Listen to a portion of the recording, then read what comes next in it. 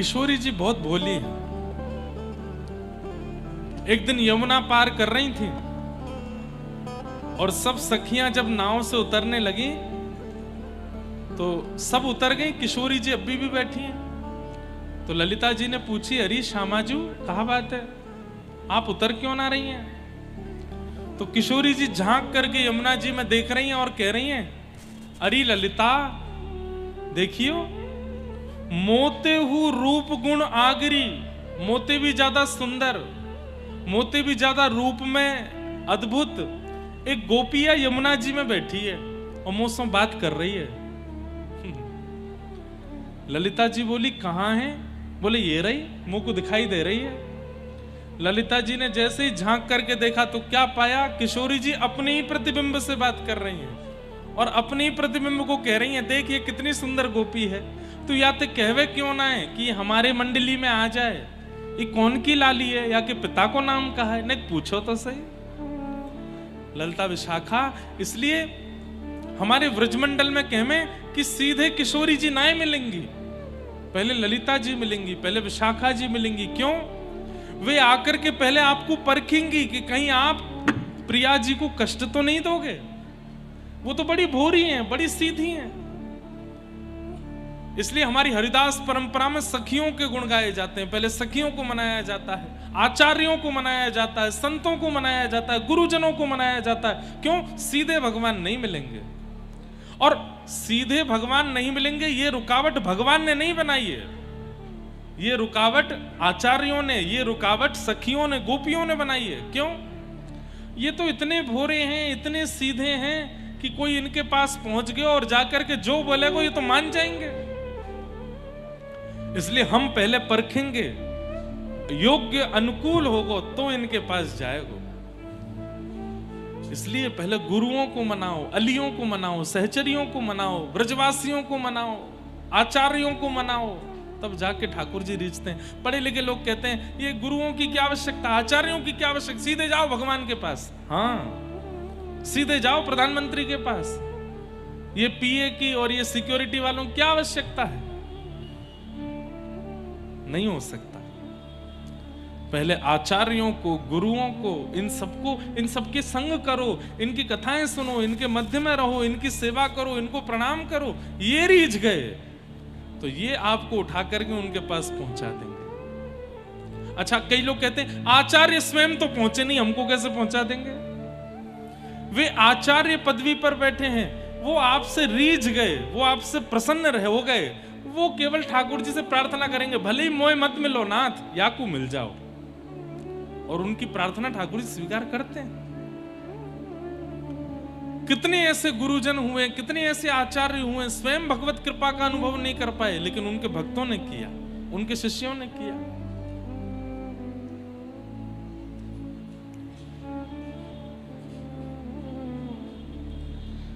तो ऐसे रास का कल हम लोग अनुभव कर रहे थे। अब यहां तो जितना बन सका मैंने कहा।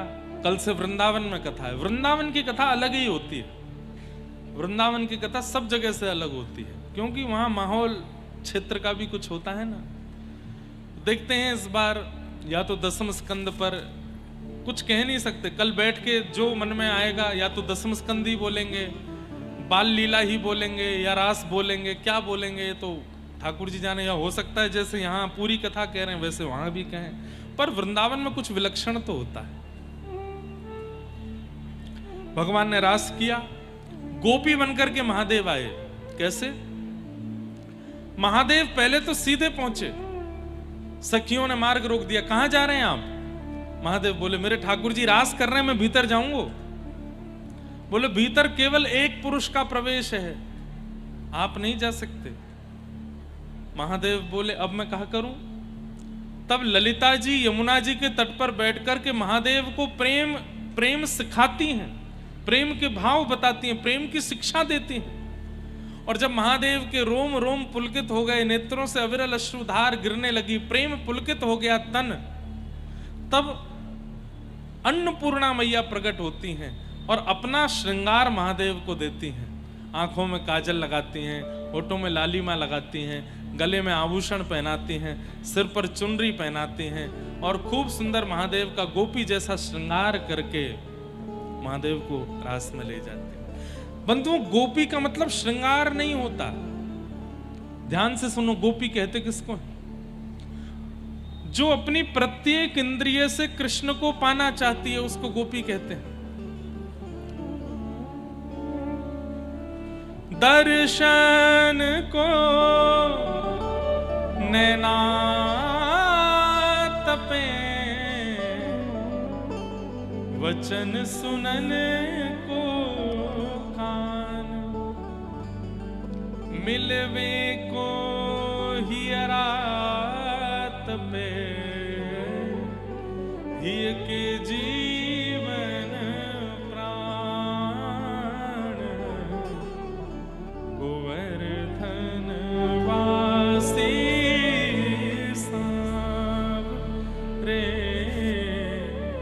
गोवर्धन वासी सांब। जिसकी प्रत्येक इंद्रिय तड़पती है कृष्ण से मिलने के लिए। आंखों को दर्शन चाहिए, कानों को श्रवण चाहिए, जिह्वा को अधरामृत चाहिए, नासिका को उनके तन की सुगंधी चाहिए, हाथों को स्पर्श चाहिए, पैरों को कुंज निकुंज में रमण चाहिए। सर्वांगीण अंग जब ठाकुर जी से मिलने के लिए तड़पने लगे तब समझो वो गोपी है। अभी हम गोपी नहीं बने क्योंकि कान तड़प रहे हैं कथा सुनने के लिए, पर आंखें नहीं तरस रही हैं देखने को। आंखें तरस रही हैं देखने को, पर जीव नहीं तड़प रही है प्रसाद को। पर जीव तड़प रही है प्रसाद को, पर नासिका नहीं तड़पती उनके सुगंधी को। एक एक अंग को और कुछ भाई ही ना, केवल श्याम सुंदर से मिलित वस्तु ही चाहिए। वो गोपी है, वो गोपी। और केवल तड़प मतलब इच्छा ही नहीं है, उस इच्छा के कारण रोने लगे, वो गोपी है। महादेव की स्थिति ऐसी हो गई, अरे कोई श्याम सुंदर को दे दो, अरे कोई श्याम सुंदर को मेरे हृदय से लगा दो, अरे मेरे नेत्रों में बड़ी जलन है रही है, श्याम सुंदर दिखाए दो, अरे कोई श्याम सुंदर को नाम सुनाए दो, अरे कोई उनके चरण की सुगंधी ले आओ। जब ऐसे भाव विह्वल हो गए, विहरणी गोपी बन गए, तब ललिता जी बोली अब आप रास में जा सकते हो, अब आप गोपी बन गए। इसका मतलब क्या? पहले तो संबोधन किया कि आप पुरुष हो, और अब कह रही हैं आप गोपी बन गए हो। मतलब गोपी स्त्री नहीं है, प्रेम विरह में जो व्याकुल है वो गोपी है। प्रेम विरह में जो व्याकुल है वो गोपी है।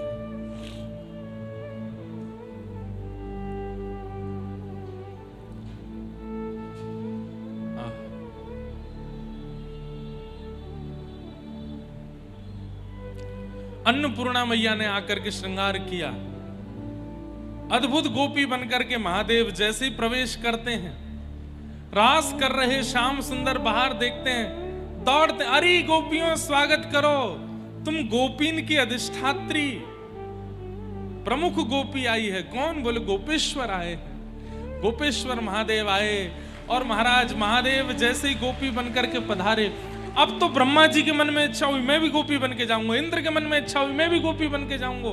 33 कोटि देवता सब अपने देव पदवियों का त्याग कर करके गोपी बन करके आ रहे हैं, सब रास में आए।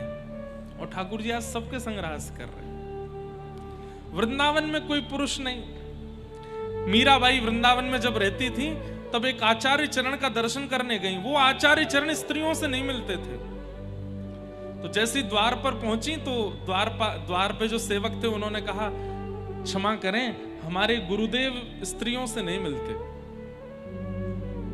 मीराबाई बोली अच्छा, मुझे तो लगता था वृंदावन में एक ही पुरुष है कृष्ण, आज पता चला तुम्हारे गुरुजी भी पुरुष हैं, वृंदावन में उनके अलावा भी कोई पुरुष है। ठीक है भैया, गलती हो गई, नहीं आएंगे। वो तो गई, उन सेवकों ने जाके भीतर बताया, बोले कि मीराबाई कह के गई है वृंदावन में कृष्ण पुरुष हैं, उनके अलावा कोई और पुरुष है भी, ये तो पता ही नहीं था, आज पहली बार पता चला आपके गुरुजी पुरुष हैं। ये बात सुनते ही उन गुरुजी का सारा मान टूट गया। इतने वर्षों से भजन कर रहे थे, लेकिन आज मीराबाई की इस वाणी को सुनकर के नेत्र पुलकित हो गए।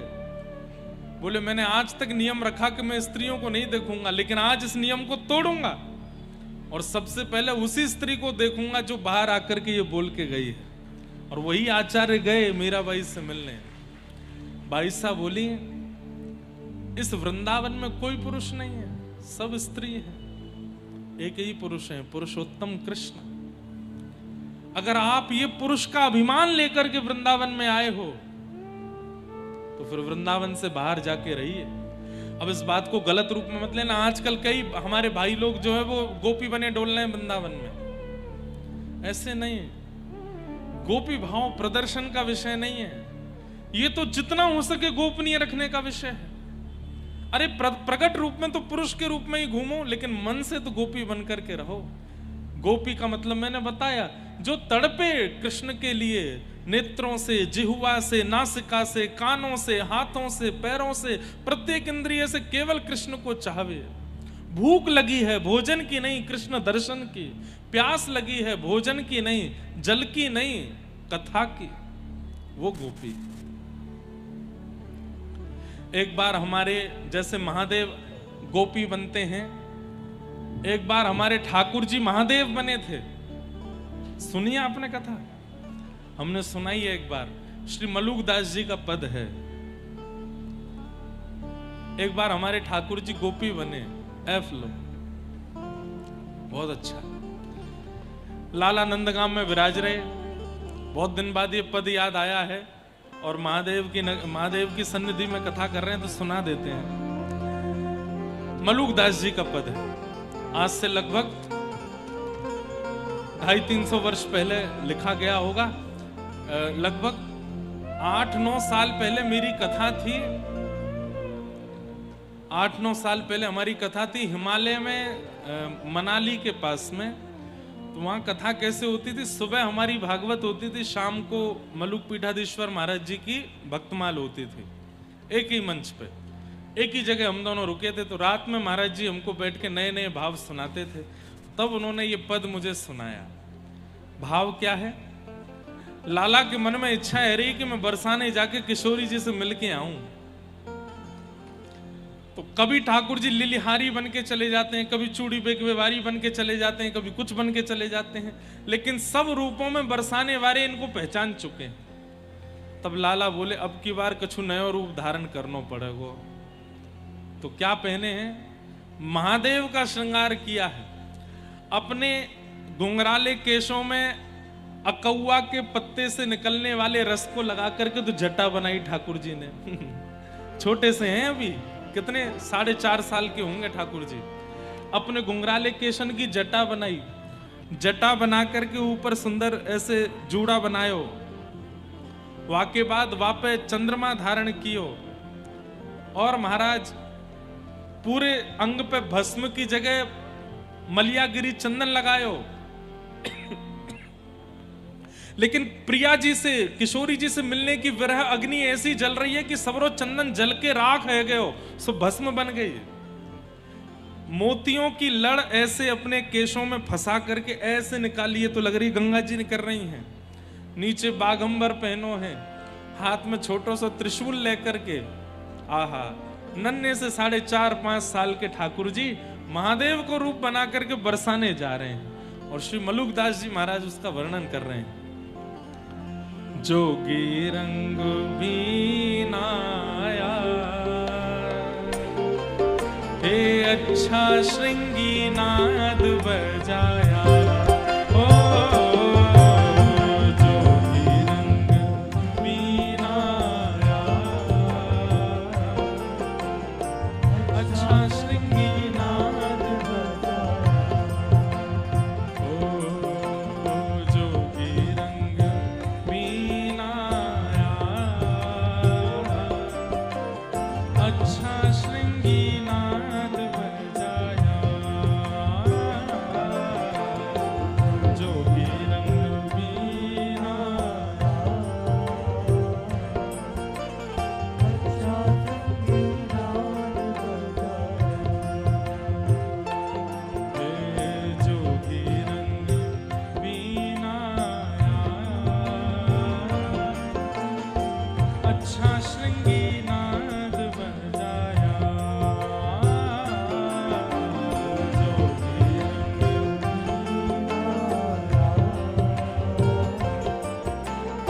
दर्शन करो कैसे लग रहे थे।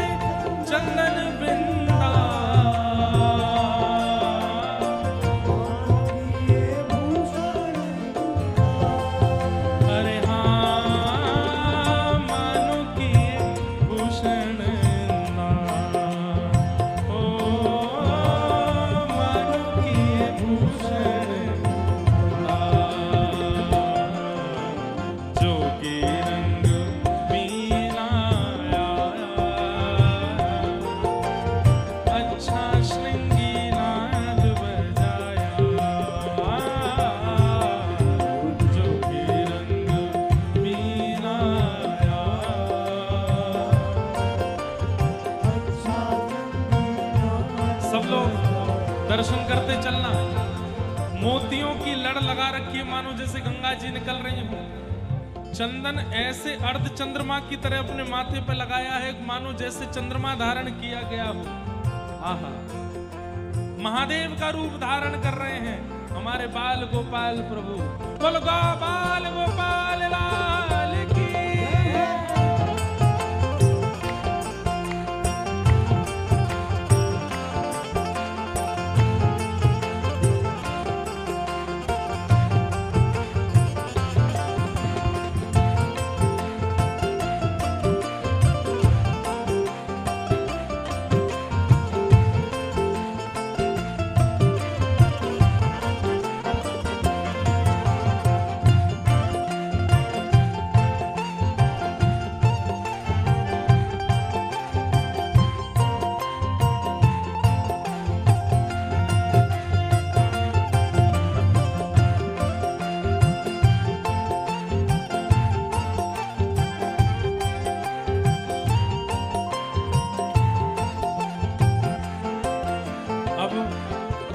महादेव का रूप धारण कर रहे हैं तो महादेव भी बड़ी कृपा कर रहे हैं। बोले अच्छा लाला हमारे जैसे बन रहे हैं। अंग अंग भूषण बाजे मानो सुर डमरू बाजे। ओ अंग अंग भूषण बाजे मानो सुर। जैसे ही ठाकुर जी चलते हैं तो अंगों के भूषण बजते हैं। अब बजकर के आवाज आनी तो चाहिए छम छम, लेकिन महादेव ने ऐसी कृपा कर दी है कि जब चलते हैं तो डम डम डम जैसे डमरू की आवाज आती है वैसे ठाकुर जी के अंग से आवाज आ रही है। अंग अंग भूषण साजे मानो सुर डमरू बाजे।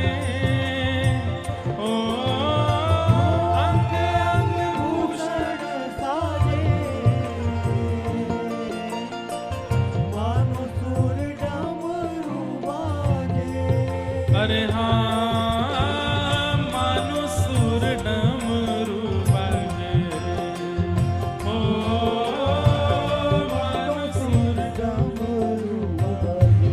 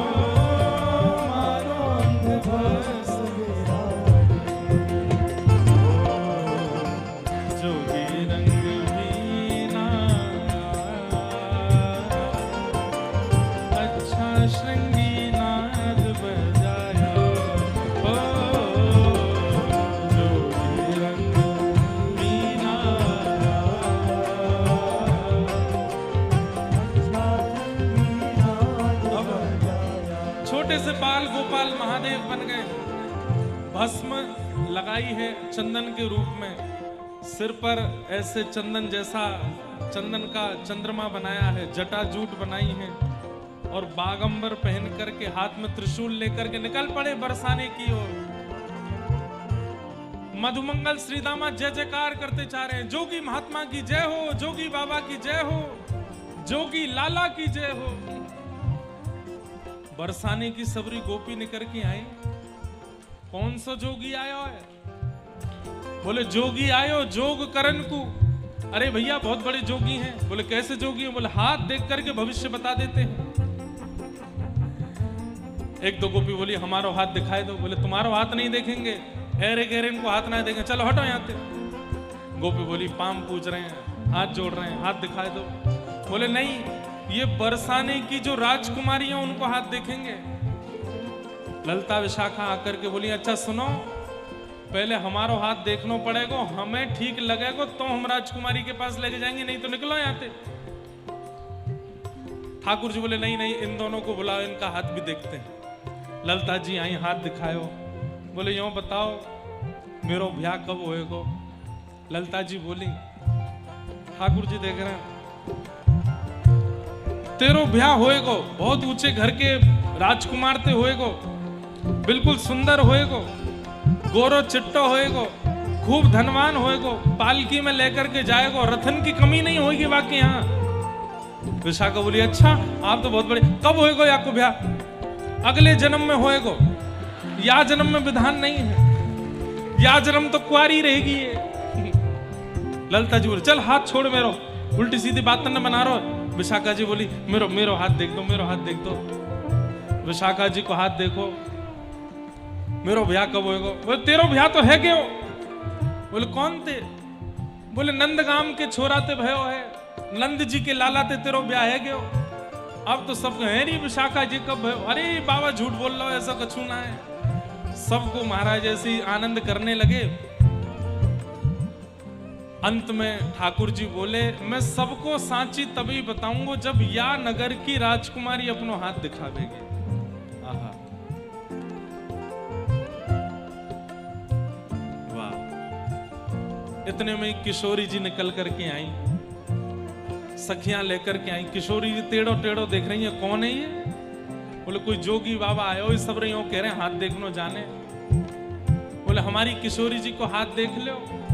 तो हाथ देखने वाला सामने बैठता है पर ठाकुर जी बगल में बैठे हैं और बगल में बैठ करके कह रहे लाओ अपना हाथ दिखाओ।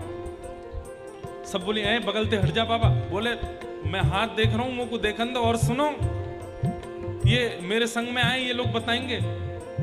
बोले कहा? बोले अगर हमारे बाबा को ज्यादा छेड़े तो ये रेखान ने बिगाड़ दे, इन्हें छेड़ो मत, देखन दो। बगल में बैठ करके किशोरी जी को हाथ देख रहे हैं। बोले अरे श्यामाजू आपको योग्य वर कौन है?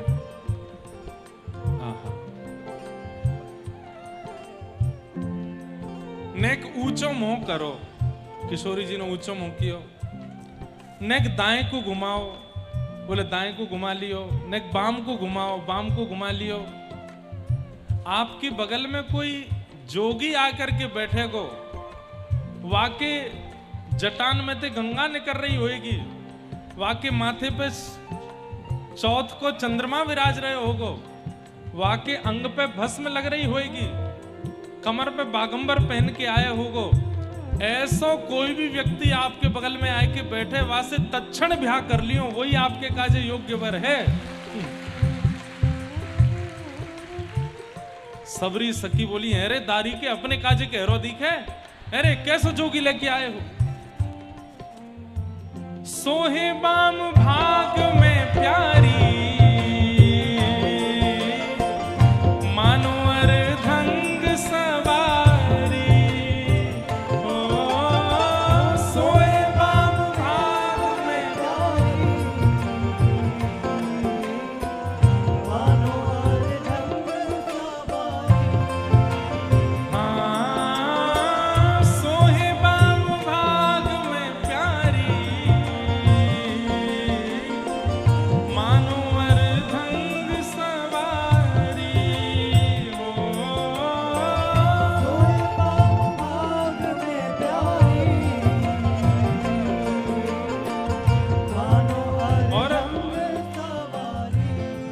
ही किशोरी जी के कंधा पे हाथ रखो। सबरी सखियां लठ लेकर के भागी ठाकुर जी की ओर। तो यहाँ आगे कह रहे हैं कि हाथ में मलियागिरी चंदन की भस्म लेकर के ठाकुर जी ने ऐसे फूंक करके मारी और वही से सबरी गोपी मूर्छित है गई। हे मोहन मंत्र फूक दे मारी, सब ब्रज मोहिनी डारी।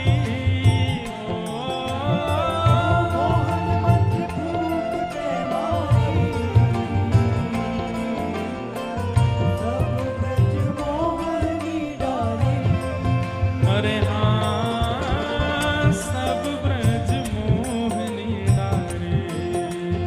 ओ सब ब्रज मोहिनी डारी। जोगी रंग बीनाया, अच्छा श्रृंगी नाद बजाया। जोगी रंग बीनाया, अच्छा श्रृंगी नाद बजाया। ओ जोगी रंग बीनाया, अच्छा श्रृंगी नाद बजाया। ओ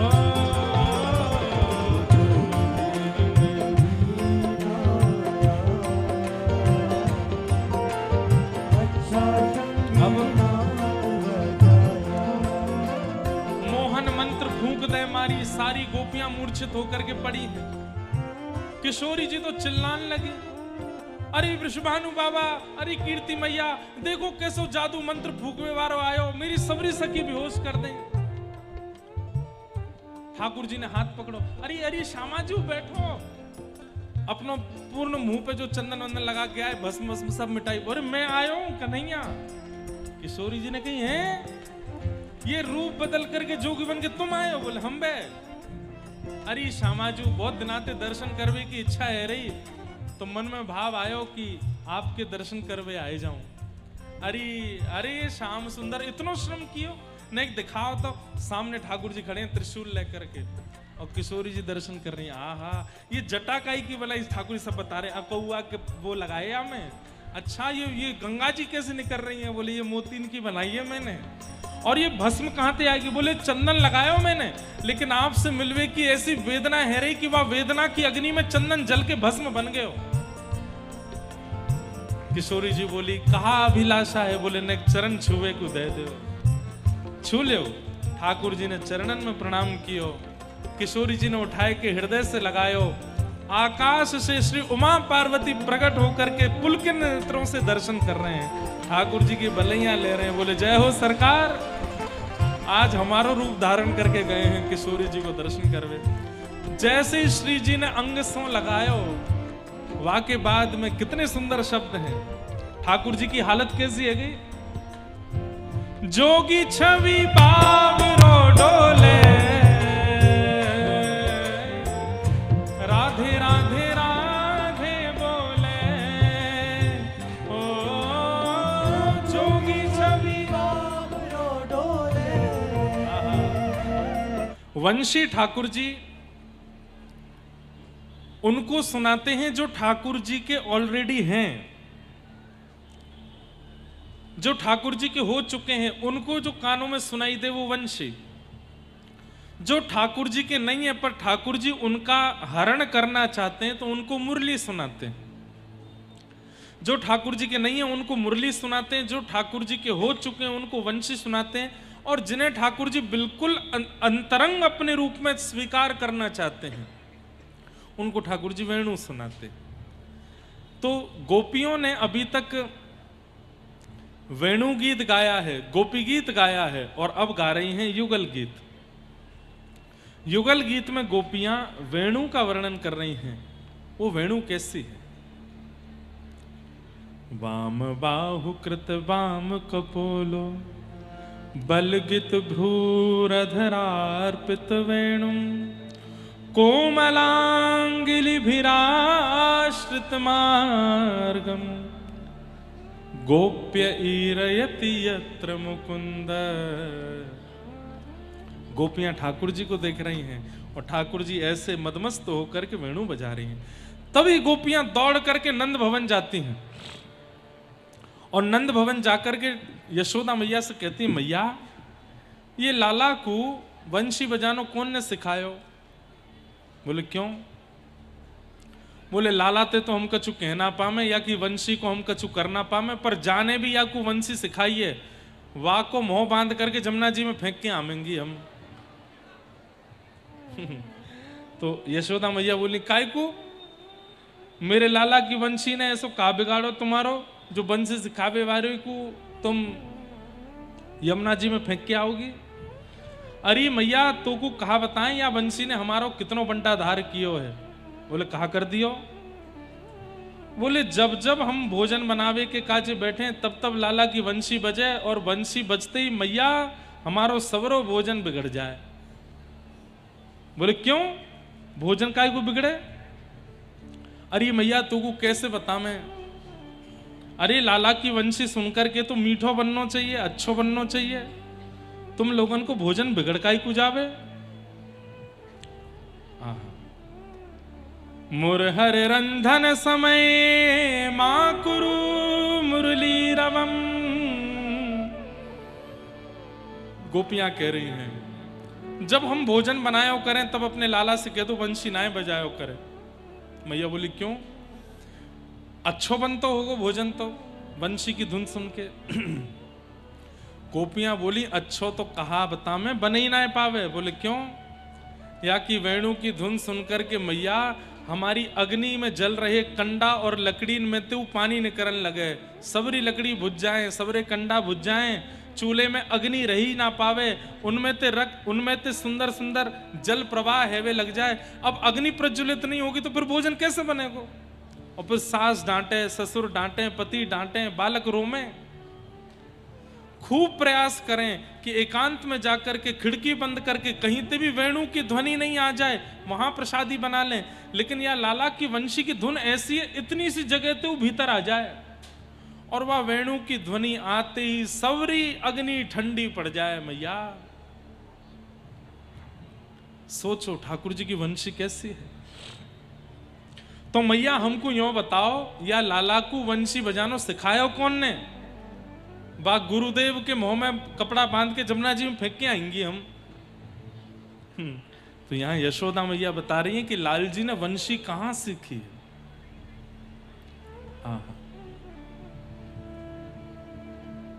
सवन सस्तुपधार्य सुरेशा सक्र सर्व परमेष्ठ पुरोगा कवय आनत कंधर चेता कश्मलम ययुर निश्चित तत्वा। विविध गोप चरणेषु विदग्धो वेणुवाद्य ऊर्धानिज शिक्षा तब सुतः सती यदाधर बिंबे दत्त वेणुरधयत स्वर जाति। यशोदा मैया कह रही हैं विविध गोप चरणेषु विदग्धे वेणुवाद्य ऊर्धा निज शिक्षा। मेरे लाला ने वंशी बजानो कोई ते ना सीखो, ये अपने आप सीखो है। अरे भागवत जी की माने तो वेणु की रचना, वेणु का निर्माण भी श्री कृष्ण से ही हुआ है। ऐसी कथा बताते हैं कि एक बार गैयाओं ने जाकर के ठाकुर जी से शिकायत करी। ठाकुर जी बोले कहा भयो कौन ते डर लगे तुम्हें? बोले संसार में कोई ते डर ना लगे, एकमात्र या बांस ते डर लगे। जो भी या बांस को लेकर के हमारे सामने आ जाए तो हमें डर लगे आवे। हम ना तो चारों खा पामे, ना मनचाही जगह जा पामे, ना कहीं जल पी पामे, ने कोई या बांस को दिखाई दे सो हमको डर के मारे भागनो पड़े। गैया बोली हमको या संसार में केवल या बांस ते डर लगे। ठाकुर जी बोले यार जा बांस ते तुम्हें डर लगे, वही बांस ते अगर तुमको प्रेम करा दूं तो? बोले कराए दो। तो ठाकुर जी ने अपने एक हाथ से जैसे ही बांस पकड़ा, तो 3 छिद्र प्रकट हुए, दूसरे हाथ से पकड़ा तो 3 छिद्र और प्रकट हुए, जैसे ही अधर पर रखा 1 छिद्र और प्रकट हुआ, प्राण पिरोए और जैसे ही कोमल उंगलियों से आच्छादित किया सो वंशी बजने लगी। जो गोपियां वंशी सुन के भागती थीं, बांस का नाम देखते ही भागती थीं, आज वंशी सुनकर के उसके समीप आने लगी। ठाकुर जी ने वंशी का निर्माण भी गोपियों को प्रेम देने के लिए करवाया कि इन गोपियों को भय लगता है बांस से, इसी बांस से इनको प्रेम करवाऊं या बांस को इनकी सेवा में लगाऊंगा मैं, इसलिए ठाकुर जी ने वंशी का निर्माण। तो यशोदा मैया कह रही है कोई तो सीखो ना है, वो खुद जाने बजानो, और वही ने वंशी बनाई है, वाद से पहले वंशी नाम को साज हो ही ना हो, लाला ने निर्माण किया। निज शिक्षा। ठाकुर जी जब वंशी बजाते हैं तो क्या होता है, तो आगे वर्णन कर रहे हैं। सवन सस्तुपधार्य सुरेशा सक्र सर्व परमेष्ठ पुरोगा कवय आनत कंधर चित्ता कश्मलम ययुर निश्चित तत्वात्। ठाकुर जी जब वेणुनाद करते हैं, वंशी नाद करते हैं, तो आकाश मार्ग में देवी देवता प्रकट हो जाते हैं और संगीत के अधिष्ठात्री देवी सरस्वती प्रकट होकर के कान लगा करके सुनती हैं और ठाकुर जी की वेणु से सीखती हैं कि आगे कौन सा राग निर्माण करना है, इस राग में स्वर कैसे, ठाकुर जी उनको सिखाते हैं। आदि कवि ब्रह्मा हाथ में कलम पत्र लेकर के लिखने लगते हैं, कौन सा स्वर बजाया, कौन सी धुन बजाई ठाकुर जी ने। इंद्र आदि देवता नेत्र सजल हो जाते हैं, मृदंग आदि बजाने लग जाते हैं ठाकुर जी की वेणु सुन करके। ऐसी ठाकुर जी की मधुर वेणु बजती है। इस प्रकार भगवान की वेणु का वर्णन कर रहे हैं। अब यहां पर वर्णन एक कथा का और आता है। एक दिन सबरे ग्वाल बालों ने जाकर के श्री जी की सब सखीन को चुनौती दे दी। बोले कहा या व्रजमंडल में हमारे लाला से बड़ो संगीतकार कोई नहीं है। ललता विशाखा बोली ज्यादा बात मत बनाओ, हमारी श्री जी जादना आ गई ना, सबरी बंसी धरी रह जाएगी। अरे हमारो लाला जब वंशी बजावे ना, तू वाकू मत देखे कर, तू आकाश में सिर उठाए के देखे कर, तो को ब्रह्मा सरस्वती आदि सब देवी देवताओं के दर्शन हो जाएंगे आकाश में। विशाखा बोली अभी तेने हमारी किशोरी जी को भी संगीत ना सुनो है, जादना सुन लेगो ना लाला की वंशी भूल जाएगो। तो ललता विशाखा और यहाँ मधुमंगल श्रीदामान में आपस में भिड़ंत है गई।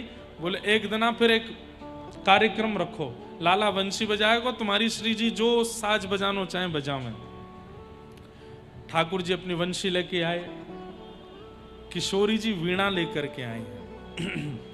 मलुकपीठ वाले महाराज जी एक बार बता रहे थे कि रामावतार में जानकी जी वंशी बजाती हैं और राम जी वीणा बजाते हैं।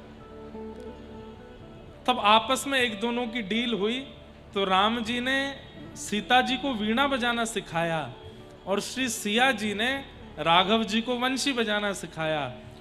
उसी का परिणाम द्वापर में हुआ कि ठाकुर जी वंशी वादन करते हैं और श्री जी वीणा वादन करते हैं। आज सब ग्वाल बालों ने एक योजना बैठाई। ठाकुर जी अपनी वंशी लेकर के बैठे हैं और सामने श्री जी अपनी वीणा लेकर के बैठी हैं। लाला तो एक बार बजाए दे, वंशी बजाए दे, इन सब सखीन को दिखा दे, आकाश में देखियो सबरे देवता प्रकट हो जाएंगे अभी। ठाकुर जी ने जैसे ही वेणु बजाना प्रारंभ किया और बजाते बजाते जैसे ही बाम और झुके हैं और वेणु का नाद उच्च स्वर में होने लगा, अपने आप ठंडी हवा बहने लगी, यमुना जी का जल स्तब्ध हो गया। जितने भी शोरगुल थे, चाहे वो वायु से आने वाला हो, चाहे वो बादलों से आने वाला हो, सब शांत हो गया। आकाश में धीरे धीरे देवता प्रकट होने लगे, महादेव प्रकट हो गए, इंद्र प्रकट हो गए, ब्रह्मा जी प्रकट हो गए, सरस्वती प्रकट हो गई, एक साथ सूर्य चंद्र दोनों प्रकट हो गए। सारी ऋतुएं, यहां पर शिशिर ऋतु है, यहां पर शरद ऋतु है, यहां पर ग्रीष्म ऋतु है, सारी ऋतुएं एक साथ प्रकट हो गई। आधे व्रजमंडल में अंधेरा, आधे व्रजमंडल में प्रकाश। अद्भुत ठाकुर जी के वेणुवाद से ऐसी प्रकृति हो गई महाराज कि देखते बनता था। मधुमंगल सीधाम बोले कहो, सुनी हमारे लाला की वंशी, हमारे लाला तो बड़ो विद्वान कोई ना है पूरे जगत में। ठाकुर जी ने वंशी बजाना विश्राम किया, सब सामान्य हो गया। अब आई बारी किशोरी जी की। किशोरी जी ने वीणा जैसे ही रखी है, अभी बजाई नहीं है, वीणा जैसे ही धारण करी तो सामने बैठे ठाकुर जी अपने सिंहासन से पहले तो लुढ़क गए। मधुमंगल ए लाला कहा करे अपनी नाक, ना ना ना, वो वीणा धारण करके जिस अदा में बैठी है उसको देख करके ठाकुर जी मूर्छित होने लग गए। मधुमंगल बोलो लाला अभी तो वीणा धारण करिए, बजावेगी तो क्या होएगा, तुम वो पकड़ के रख बस, मैं गिर नहीं जाऊं। ऐसी सुंदर शोभा लग रही है श्री जी की, मैं कहा बताऊं। लाला तू हमारी नाक बचा ले, तेरी इतनी अभी अपने नाक ऊपर ऊंचर उठाई ली है। बोले अब या मैं कहा करूं, ये बजावेंगी बाकी बात कहा होगा, मुंह का पतो। किशोरी जी ने जैसे ही अपनी कोमल उंगलियों को तारों पर आच्छादित करके एक झंकार मारी, ब्रह्मांड का भेदन हो गया, सारे देवता नीचे गिर पड़े। जितने आकाश में खड़े थे सब नीचे आ गए। ब्रह्मा आदि देवता सब हाथ जोड़ करके खड़े हो गए, सरस्वती चरणों में आकर के पड़ी है। मधुमंगल टेक लगा करके बैठो, लाला गिर मत जाइयो। लेकिन थोड़ी देर में देखे लाला तो अनुभव ही ना रहो, देखिए तो ठाकुर जी भी नहीं है। ठाकुर जी कहां, बहुत चरणन में बैठे हैं, अपनी वंशी जी चरणन में पधराए कर केवल एक झंकार मारी है किशोरी जी ने। वीणा ले के गावे किशोरी राधे, वीणा ले के गावे किशोरी राधे, वीणा ले गावे किशोरी राधे, वीणा ले। अरे सारे भाव नाचने के नहीं होते, बैठो ताली बजाओ। आगरा वाले इनको तो भैया अलग ही नाच चढ़ो, कछु गा दो नाचेंगे।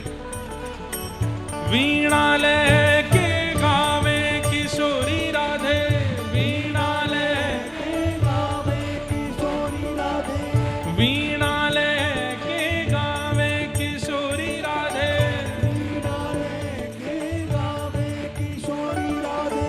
ताल बंधान मधुर मनोहर, ताल बंधान मधुर मनोहर, ताल बंधान मधुर मनोहर, मधुर मनोहर।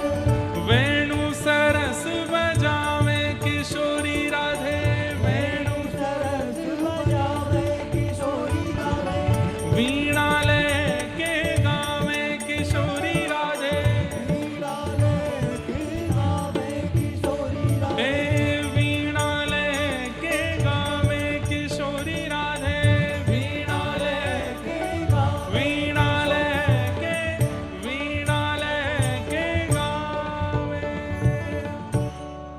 किशोरी जी वीणा बजा रही हैं, ठाकुर जी वंशी बजा रहे हैं, ललता जी मृदंग बजा रही हैं और सरस माधुरी जी नृत्य कर रहे हैं। अद्भुत भाव।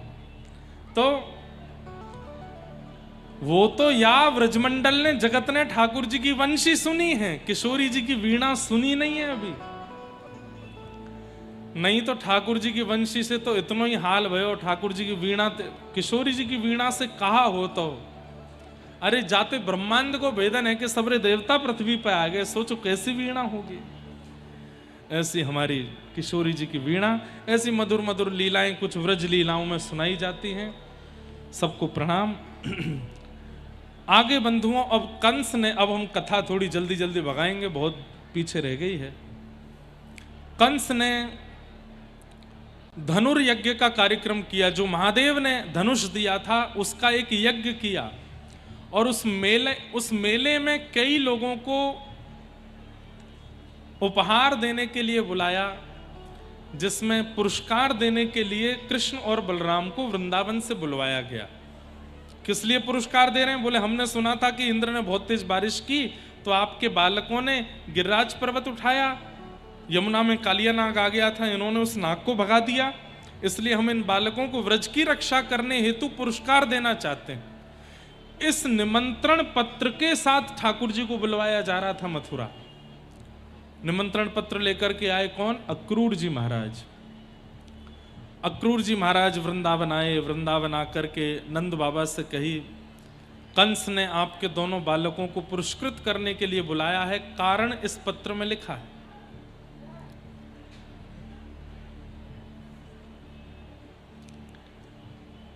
सुनकर के तो पहले प्रसन्नता हुई, लेकिन बाद में थोड़ी व्याकुलता हो गई। हमारे बालक मथुरा जाएंगे, उस दुष्ट कंस के पास जाएंगे। और ये खबर जैसे ही पूरे ब्रजमंडल में पहुंची, सारे ब्रजवासी भावुक हो गए।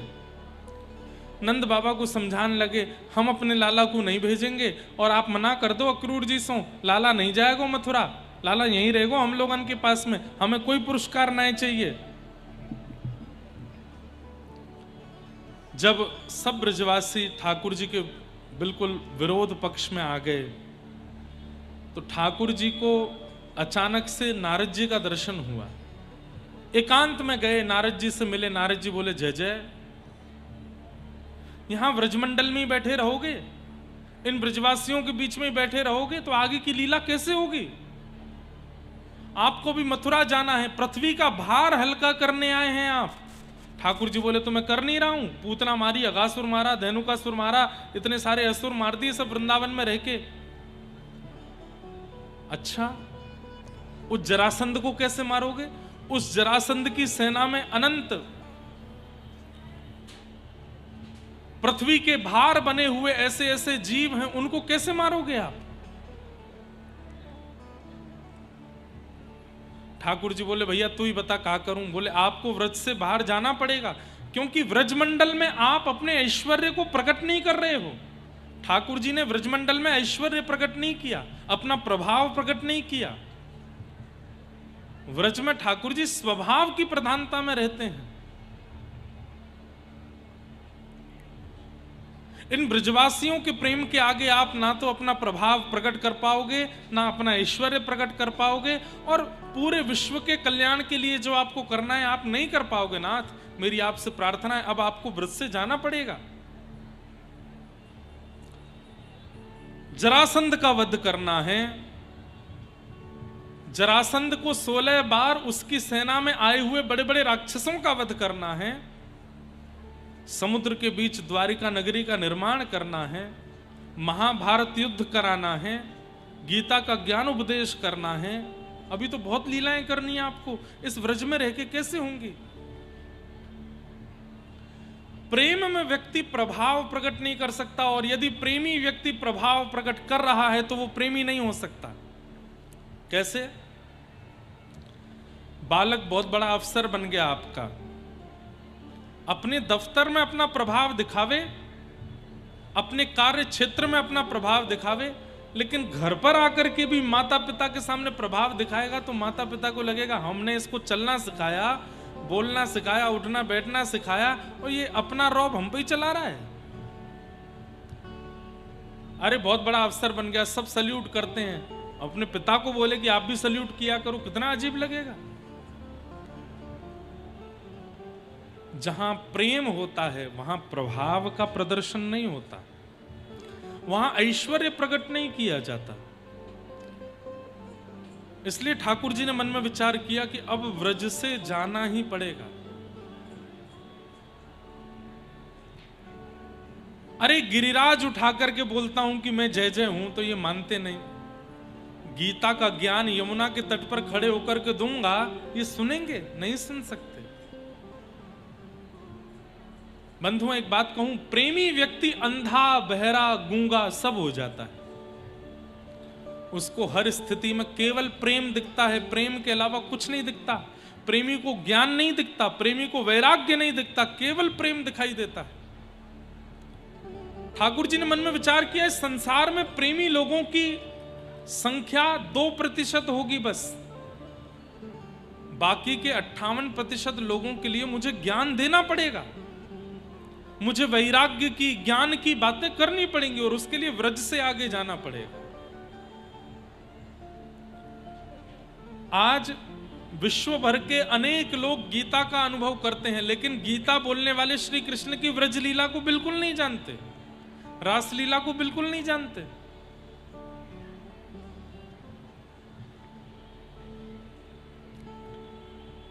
अक्रूर जी महाराज आए, ब्रजवासी और नंद बाबा सब मना करने लगे, हमें ना भेजनो, हमें ना भेजनो। तब ठाकुर जी हृदय पर पत्थर रख करके सब ब्रजवासियों से बोले, क्यों क्यों ना भेजनो? आपके बालकन को यदि पुरस्कार मिलने वाला हो तो आप लोग मना नहीं करते, लेकिन मोए पुरस्कार मिलेगा तो सबन को दिक्कत है रही है।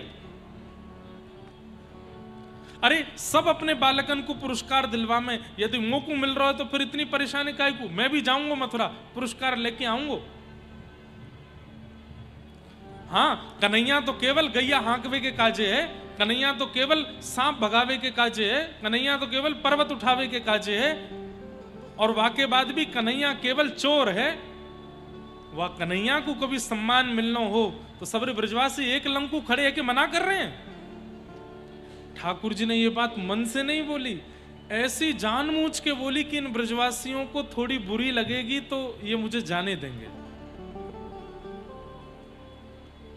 ब्रजवासी बोले, नहीं नहीं लाला, हमारे मन में ऐसी भावना ना है, हम यामारे मना ना कर रहे, हम तो यामारे कह रहे हैं कि वो दुष्ट राक्षस कंस है, वाके पास अपने लाला को काय को भेजें। अरे सब समझ ली मैंने आपकी बात, कोई शुभ चिंतक ना हो तुम सब मेरे,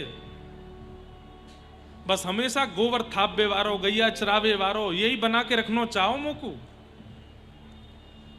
अभी मधुमंगल को पुरस्कार देना हो तो सब भेज देते, श्रीदामा को पुरस्कार मिलना हो तो तन सुखा मन सुखा धन सुखा सब भेज देते, लेकिन कृष्ण को नाम है, कृष्ण नहीं जाएगा। अरे या ब्रजमंडल की चार दीवारी में ही बूढ़ो कल्लियों मोए, कहीं मत जानती हूं। कई बार ऐसी बातें इसलिए बोली जाती है कि सामने वाले को लगे कि हम उससे प्रेम नहीं करते, और सामने वाला हमको आजादी दे दे, छूट दे दे कि ठीक है जाओ, जैसे तुम्हारा मन हो वैसे करो। और वही ब्रजवासियों ने, अरे नहीं नहीं लाला, तू इतना गलत विचार मत करे, तो को पुरस्कार की इतनी इच्छा है लाला तो तू चलो जा, हम तो बस कंस के मारे ये कह रहे, तू इनसे इतनी गलत नहीं नहीं नंद बाबा, लाला जाएगो, हम हमारे थोड़ी कह रहे लाला, तू बुरा मत माने, लेकिन लाला तू कब आएगो? तेरे वियोग में या ब्रज की स्थिति बड़ी विचित्र रह जाएगी लाला। ठाकुर जी बोले, मैं परसों आ जाऊंगा, कल जाऊंगा, कंस सो पुरस्कार लेके परसों आ जाऊंगा। और लाला वह परसों तक हम कैसे रहेंगे? अक्रूर जी